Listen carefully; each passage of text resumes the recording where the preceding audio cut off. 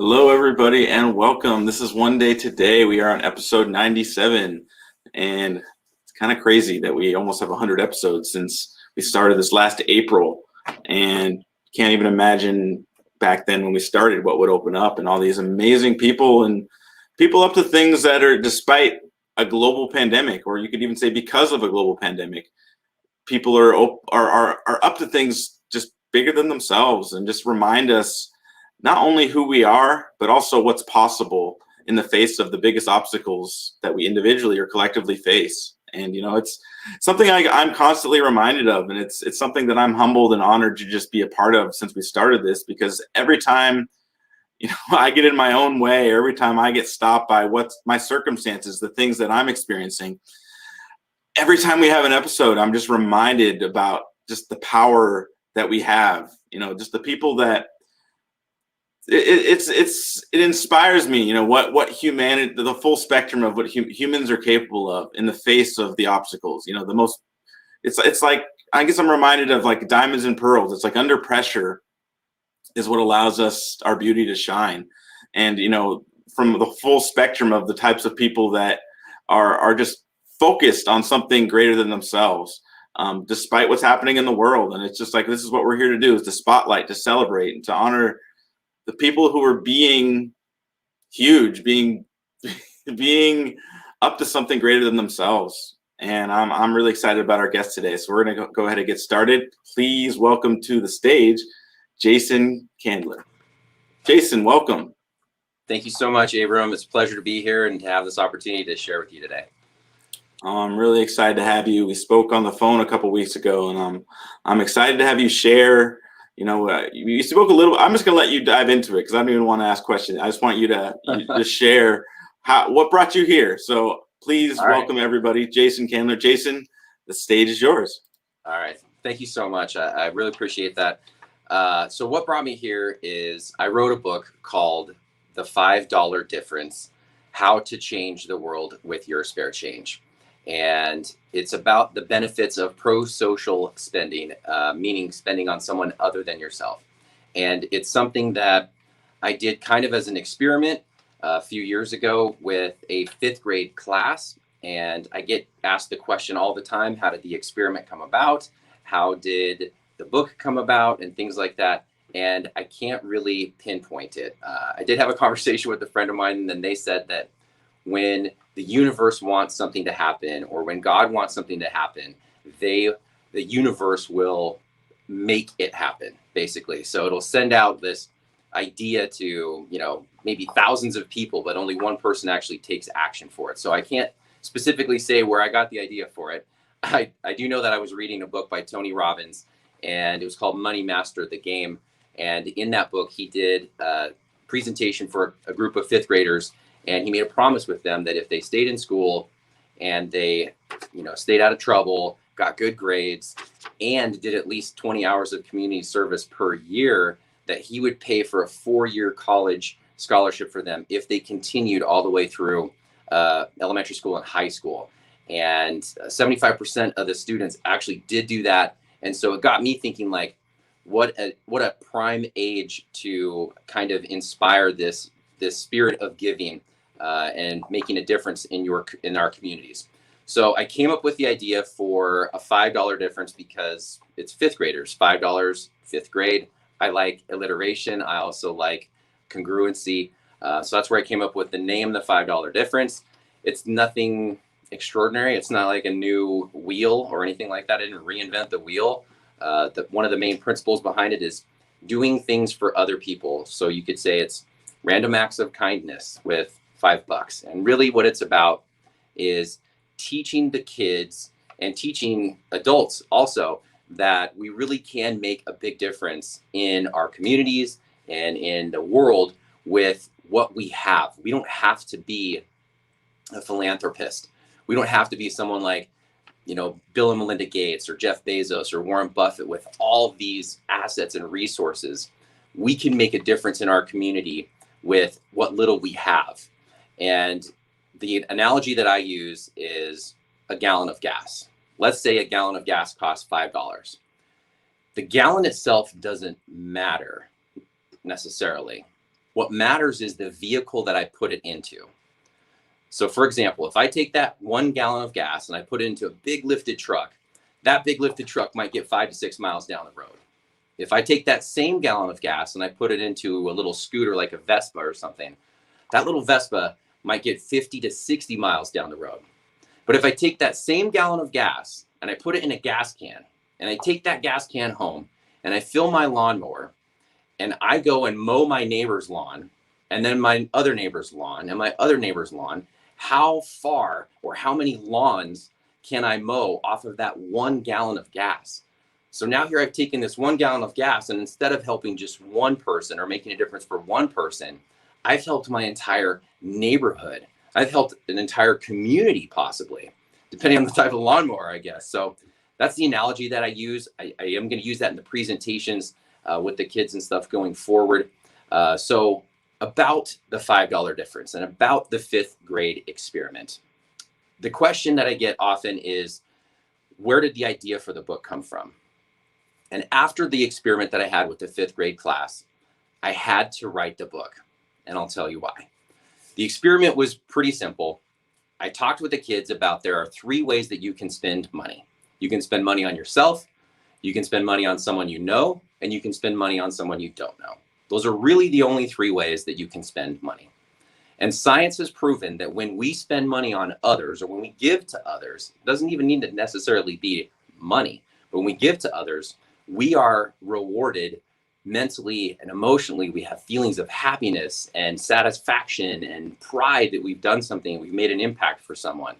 But we also have changes on a physical level as well. Increases in oxytocin production when we give to others. Decreases in cortisol, the stress hormone, when we give to others. Even down to the saliva in our mouths. And of course, when I'm talking to a room full of 5th graders, they're super excited to hear that you make more spit when you give to other people. So that was pretty funny. And the assignment that we had, the experiment that we had, was I was going to give each kid $5. And we talked about the different ways that they could spend it on themselves, the different ways they can spend it on someone they know, and the different ways they can spend it on someone they don't know. And then their assignment was they were going to write down, before they actually went out and spent it, how they thought they were going to spend it, how big of an impact they thought it was going to make, and how they thought it would make them feel. And they had 30 days to go out and spend the $5. There was only one rule, that they couldn't save it. So 30 days later, they asked me to come back, do a presentation again, and they wanted to share with me. Originally, I was just going to have them turn in the assignment to their teacher, and then I would just come back and get the information from her. But they wanted me to come back. They were excited and energized. So 30 days later, I went back and they shared, we kind of did a recap. What are the 3 ways that you can spend money? And we went over that. And then we went over the different things and emotions that they might feel when they actually spent it, and how big of an impact they might have actually made. And then we actually got into the nitty gritty, how they actually spent the money, how big of an impact it actually made, and how it made them feel. And so I do want to share some of that with you today. And this is in the book, The $5 Difference, How to Change the World with Your Spare Change. So bear with me one second while I pull this up here. And all right. So I did change the names of the students due to copyright laws and due to wanting to protect their information and their identities, and also the school district. It was a request from the school district that if I was going to do this experiment, everybody had to remain anonymous, including the school, including the teacher, all the way down to every single kid. So in this particular classroom, there were 31 students. So I'm just going to read a couple of the before and afters for these kids. Geo, before: I feel like others in the world might need $5 more than I do. I might spend it on a bag of chips or some candy. I planned on spending my money at the SPCA in the bunny area so that kids like me can have their own pet.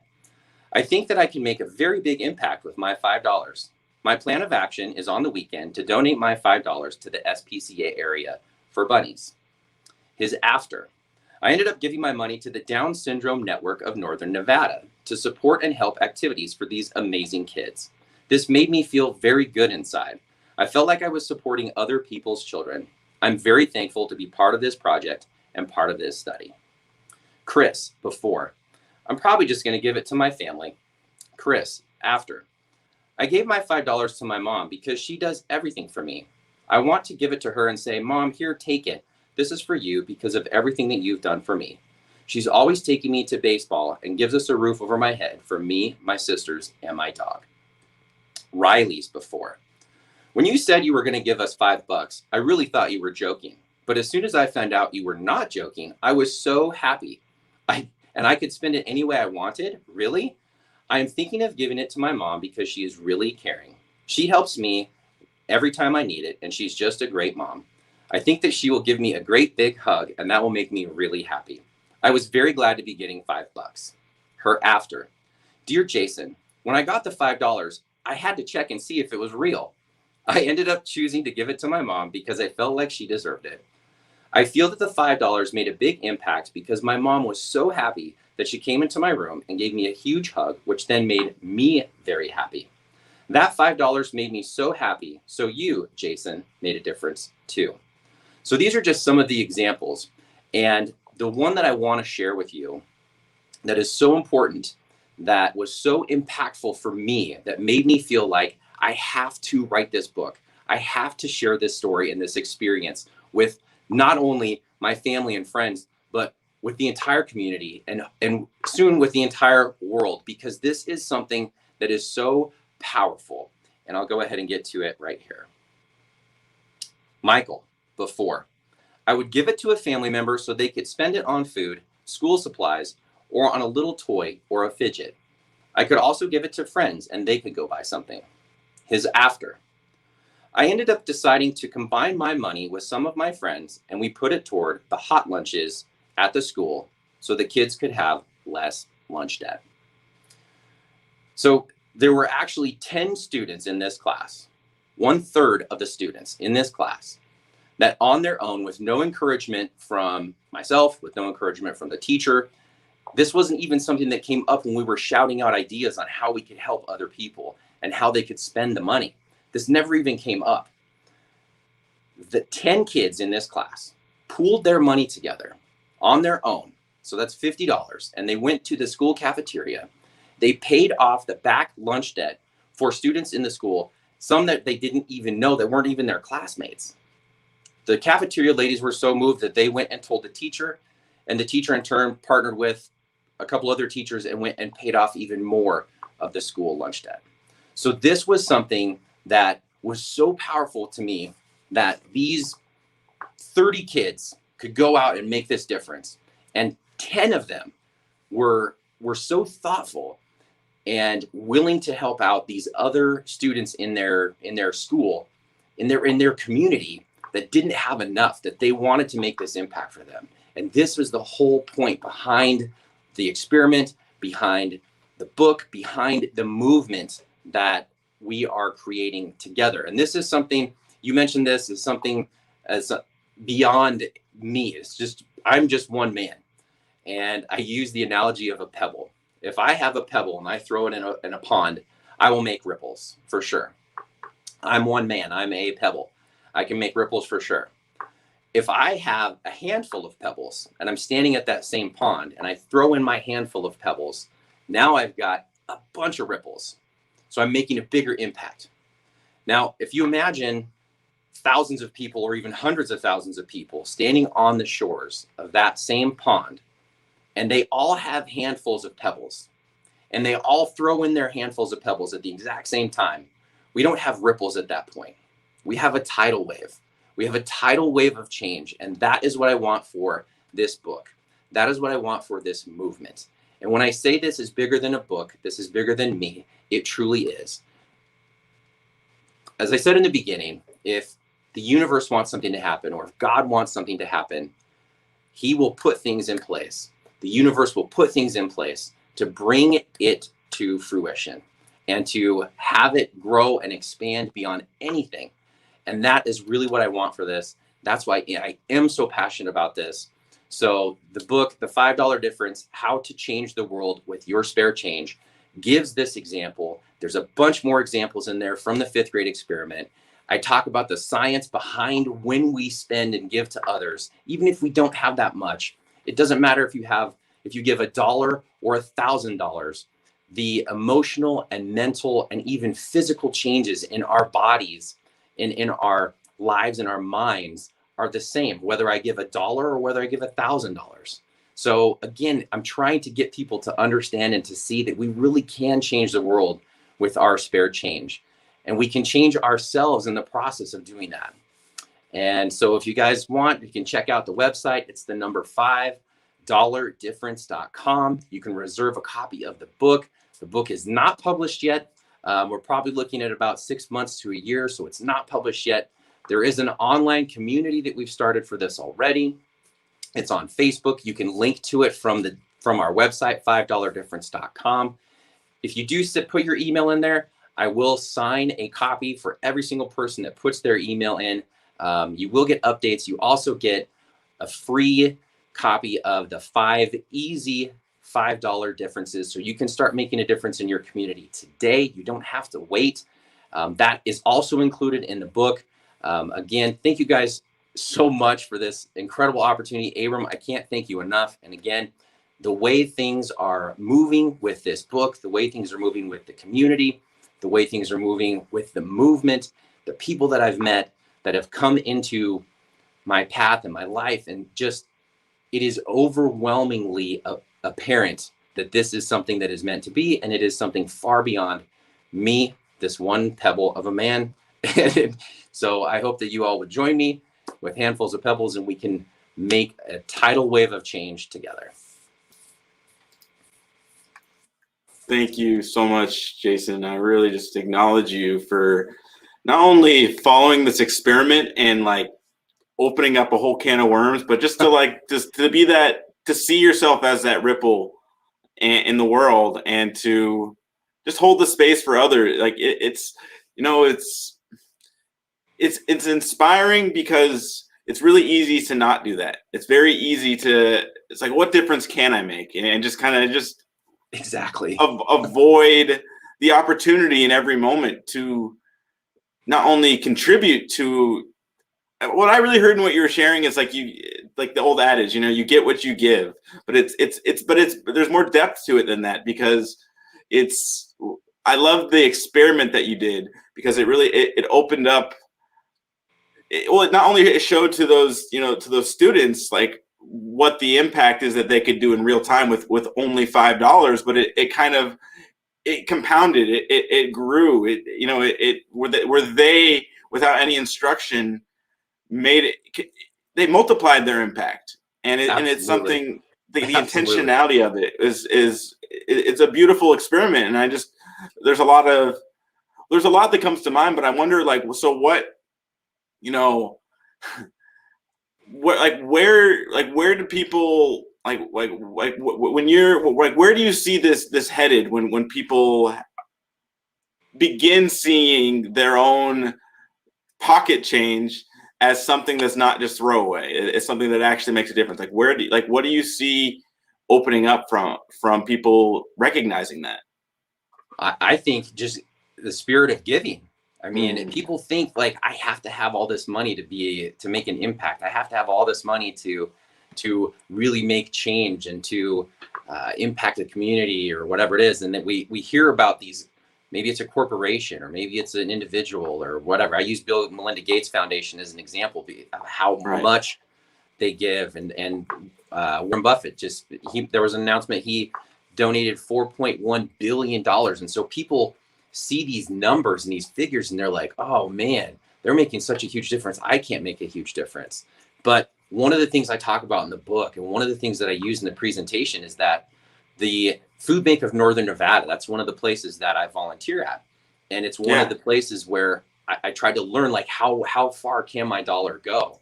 And because of the generous donations that they have from their food partners, one meal only costs them about 33 cents. So in turn, $1 becomes a day's worth of food for someone, 3 meals. So my $5 now becomes 5 days. A $5 bill becomes a 5-day difference for someone. And that's just one example, the Humane Society, I volunteer over there as well. And I talked to them about how big of an impact can I make with $5.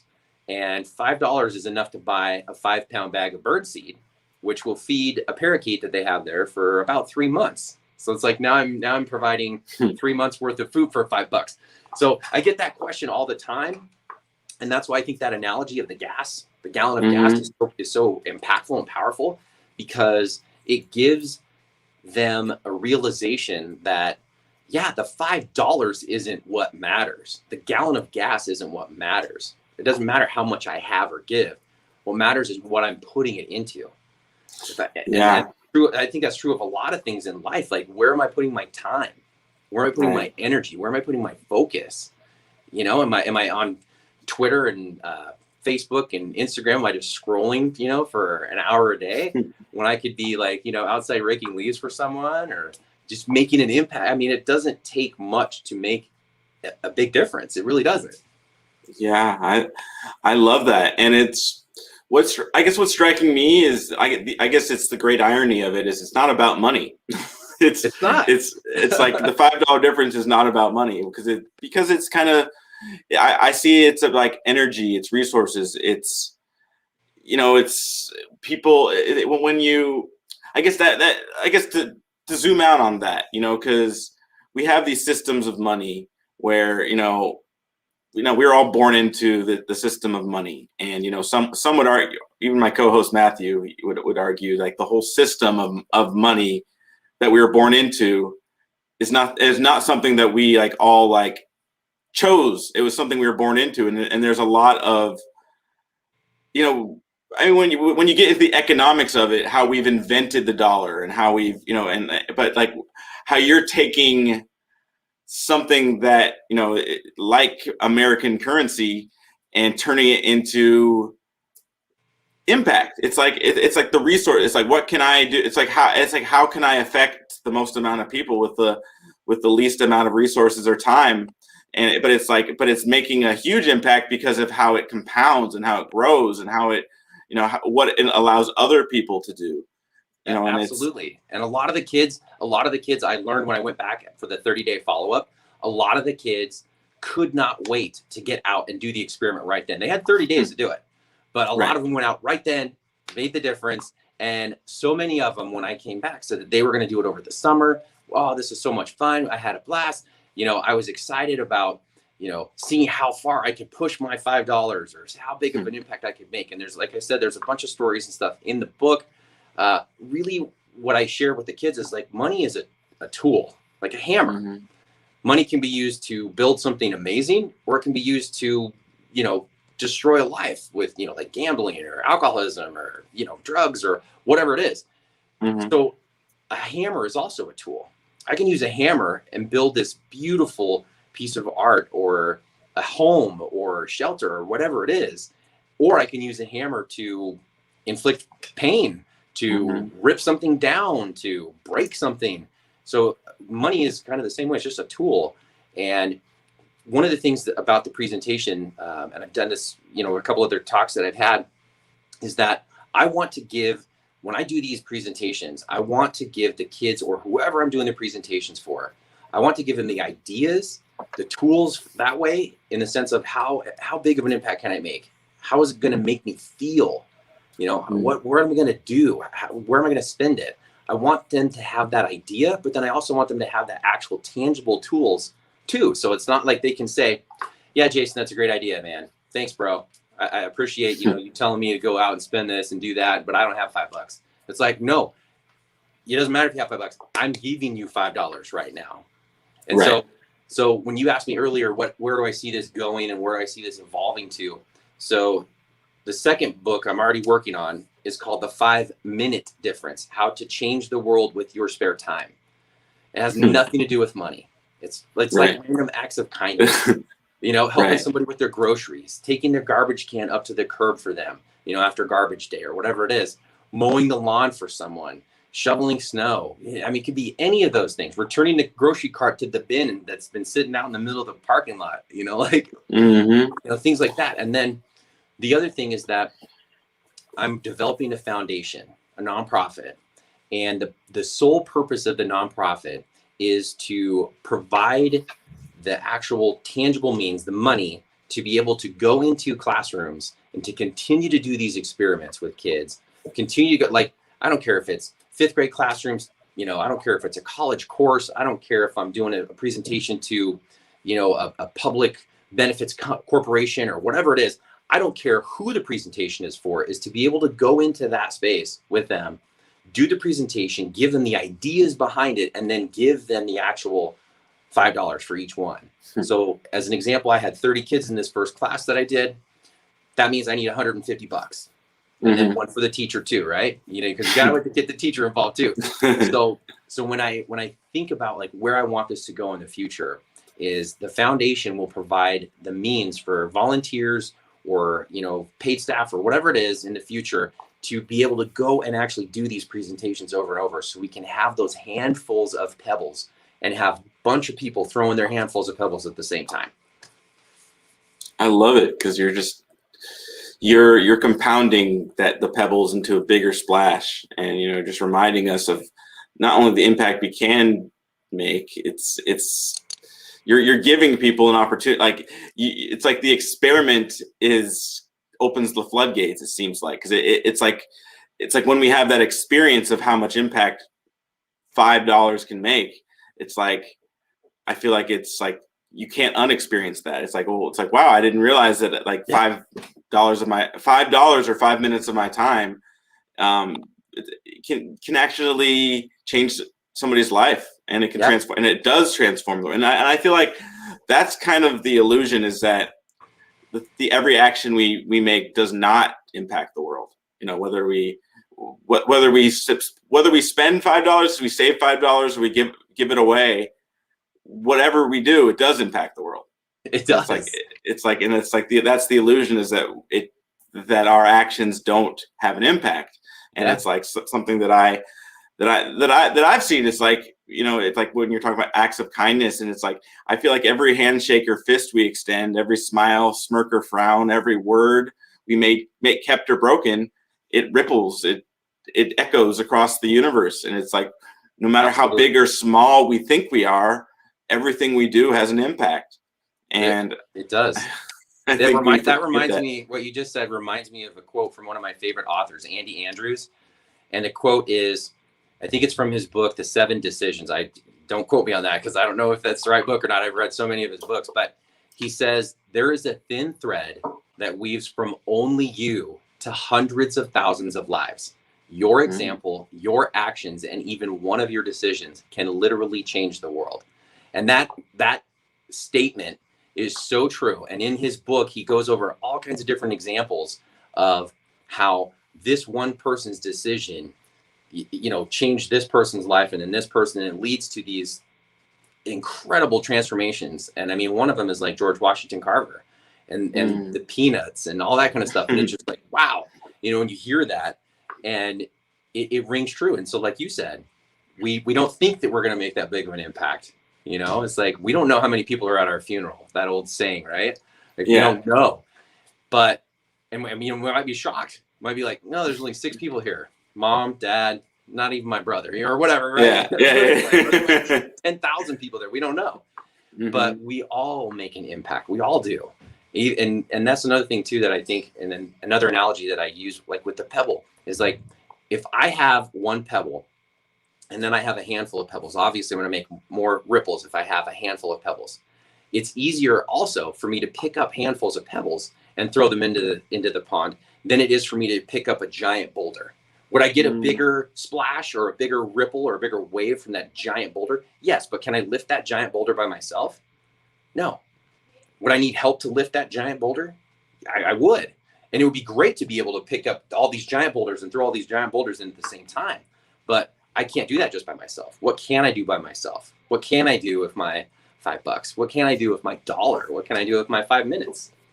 Yeah. No, what I really hear in what you're sharing, what you've discovered and what you're creating is it's a paradigm shift. It's like, what can I do today to plant the seeds of joy for others? I mean, something that I went through in my own experience that brought me here is something very similar. It was recognizing the impact I can do and will make.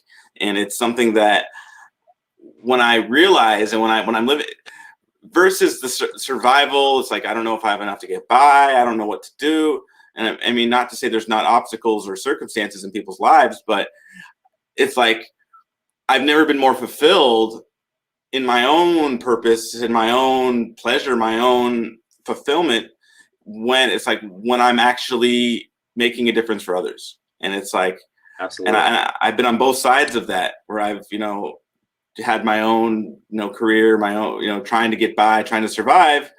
But then I mean, had my own existential inquiry, like, why am I playing music? Why am I doing anything that I do? What is this about? And I always, can you still hear me? There we go. Yeah. So it's like I make an impact. It's like, but I remember asking myself, in like the depths of like the question of like, what am I supposed to do in this world? Like, how do I best use my time? It would always come back to like, what can I do today to plant seeds of joy for others? What can I do today to alleviate suffering for people that I love, people that I know, people that I don't know, people that I don't even like? Like, it's like, and it was like the discovery of like, no matter, our neighbors across the world, whether they're our next door neighbor or someone who lives in Tanzania or anywhere else, Asia, any corner of the planet. Yeah. Like, what can I do today? And it's like to bring them something that makes a difference in their lives. Because ultimately, I feel like this is something that COVID has pointed us to. It's like how interconnected we are. No matter what we're experiencing or our neighbors experiencing, whether it's physical, emotional, psychological, or spiritual, when we sweep under the rug, ways we suffer or the way our neighbors suffer, it comes back to us. And I feel like it compounds either way. And I feel like when we're all in that paradigm, and like what you're sharing, when we're all recognizing the impact we have, when we're all recognizing how much we can ripple and transform the world with $5 or 5 minutes, I feel that that's when we're all taking care of each other on a whole new level. It's not about letting people. Well, how do I put this? It's about like, it's a nurturing energy that uplifts. It is like out of compassion, out of generosity. Right. It's not just charity. I guess I just see every spiritual teaching points back to this. It's like, love your neighbor as yourself, do unto others how you want to be treated. It comes back to you, whether you recognize it or see the impact or not. Absolutely. And that's one of the things too, that like you mentioned, like, it doesn't matter where you live. And I talk about that a little bit in the book. There was a Harvard study that I reference in there, where they went to 130 different countries, and they did something where, they asked people how they felt, like if they gave to others or whatever it was. And they went to very rich countries. They went to very poor countries. They went to people who were very old. They went to people who were young. They went to, male, female. It didn't matter. Young, old, rich, poor. It doesn't matter where you live, how old you are, how much you have. They proved that when you give to others, when you give to someone other than yourself, pro-social spending, when you do that, it is, you have a positive emotional reaction, you have a positive mental reaction, you have a positive physical reaction, all the way down to our spit. I mean, I'm not surprised. And I think that's, I feel like that's partly, regardless of your religion, I feel like that's what kind of Christmas, like what like in the Christmas season, for example, or the holiday season, it's like, I feel like there's something to that, it's like, yeah, or even birthdays, for example, like it's like when we give people joy, when we give people a gift, whether it is literally a gift, whether it's money, whether it's our time, whether it's just something thoughtful, some thoughtful words or listening, it's like it gives people a deeper sense of community and connection and something bigger than themselves. And I feel like it's something that keeps coming, for me, it keeps coming back to. It's just like we all rise together. It absolutely does. And the birthdays and Christmas, that's a perfect example, because when you give somebody a gift on their birthday, you're not getting anything. You're not, Right. it's their birthday, you're not getting anything. You're the one that's giving, but you get excited. I don't know about you, but I get excited when I'm giving a gift for somebody, because I'm like, oh, I can't wait till they open it or whatever. Right. And so it's like, I'm giving them something and I feel good. I feel excited. And I think what you said is like, it's not even about the gift.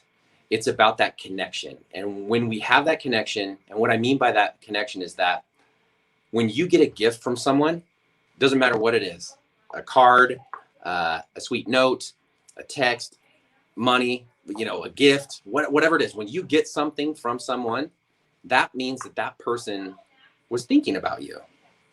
And that's comforting. Like, hey, somebody was thinking about me. Yeah. Whether it's like my coworkers brought in coffee this morning. It's like, oh, they were thinking about me this morning, right. Or whatever it is. And it's like, you have that, you get that connection with the other person, because it shows the person, the recipient, oh, somebody's thinking about me, Right. They might just be going about their day and the coffee thing behind you, in the drive-thru or whatever. And they're just like, I'm just getting my morning coffee where I got to go head into work or whatever. And it's like the person in front of them pays for them. It's like, hey, that person was thinking about me. That's really nice. And it brightens their day. And it's like, so the recipient feels good too, but it's like, you feel good because you're the one that's giving the gift. Yeah. No, I guess the analogy that keep coming back for me is like, it's like a garden. It's like you're planting seeds of joy, of love, of generosity.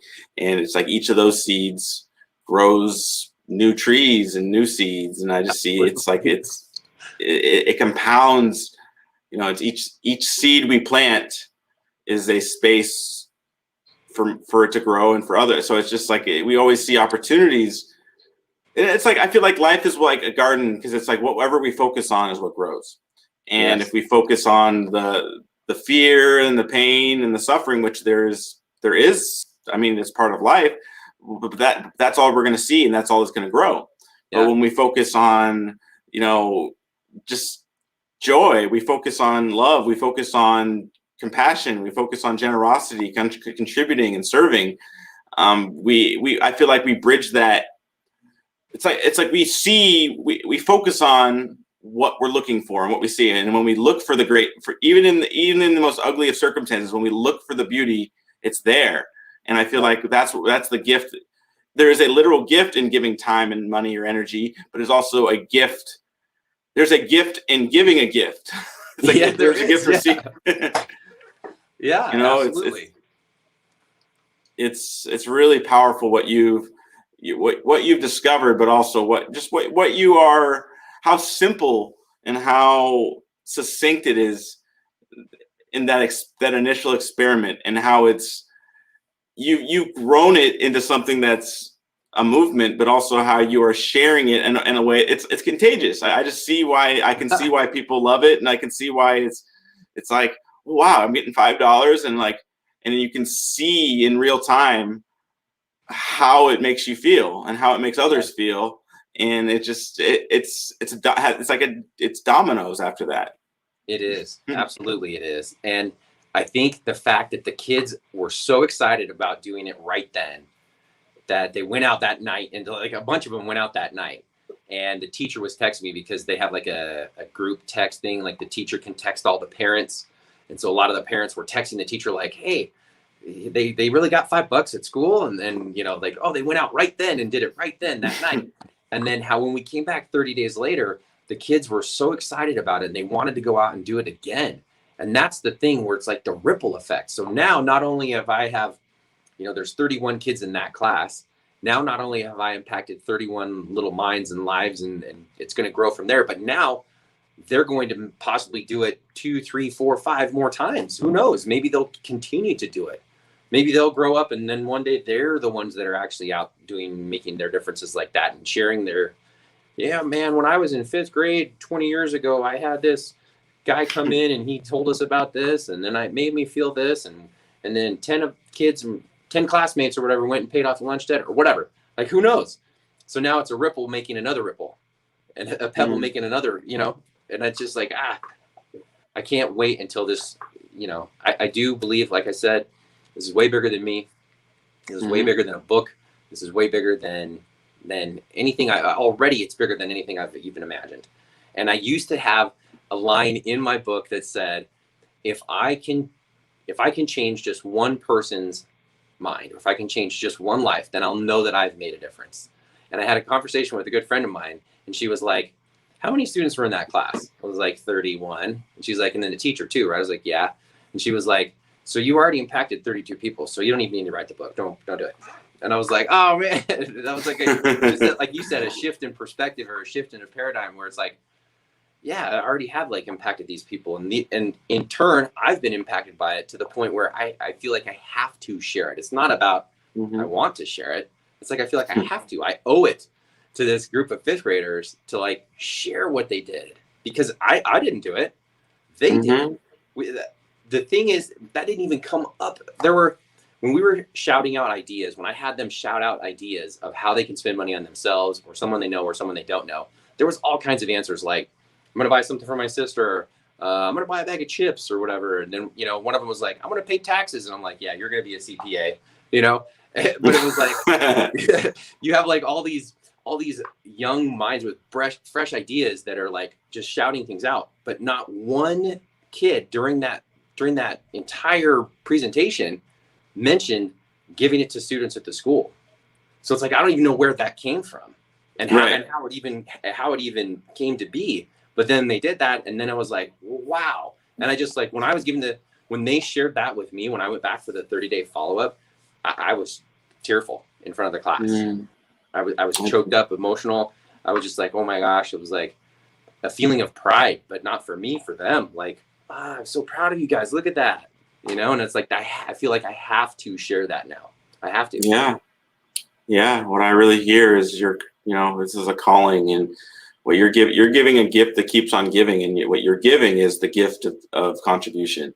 And that's something that, and it's something that is given and received for you. So it's an ever given, ever received thing. It's not a one-time transactional thing. It's like, because you can't even trace the full impact of what not even the money itself, but of like you're saying, when you're thinking of someone, when you're giving anything without any expectation of anything in return, you're just giving your time, your energy, your money, your love.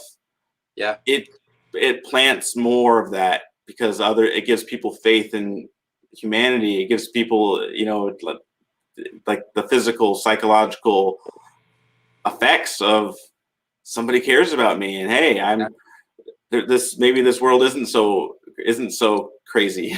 Maybe there is love in the world, but you're planting possibility, and you're sharing the gift of contribution. And it's something that it's so inspiring that that you're not only had this calling, but that you're following it. Like you're saying, anyone could have this idea, but you're not just talking about it, you're doing it, and you're living into a future of a beautiful world where people are contributing and lifting each other up. And I think I just acknowledge you for having this vision and for sharing it with us. I really, really just appreciate you being here and sharing your vision with us. Thank you so much. It's been tremendous. It really has. Thank you. It's really cool what you found and what you're following, and I love it. So I love for you to come back again in the near future and share with us what else is unfolding. That would be great. That would be great. I would love to.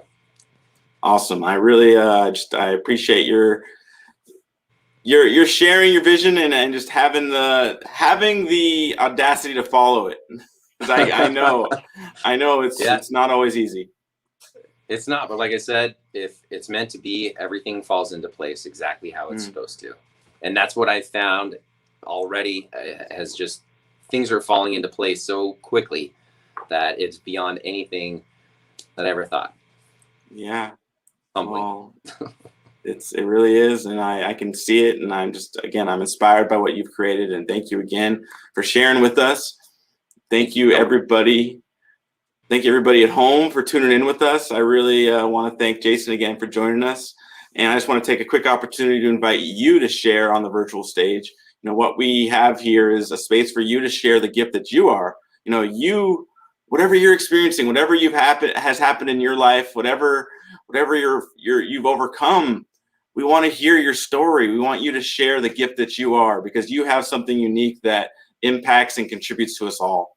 And, you know, that's really part of what our mission here is. And one day is bringing you and me and communities together in joyous celebration, unifying humanity in our diversity to create a better world for us all. And, you know, that's part of our vision. And, you know, our vision here is humanity rising in a connected world with each person's unique gifts, contributions, and genius being valued and magnified through a higher level of collaboration, producing unprecedented new realms of possibility. Thank you again, Jason, for joining us, and thank you all at home for being with us. We'll see you next week. I love you all. Be safe, be well, and as always, one day is today. Peace, everybody.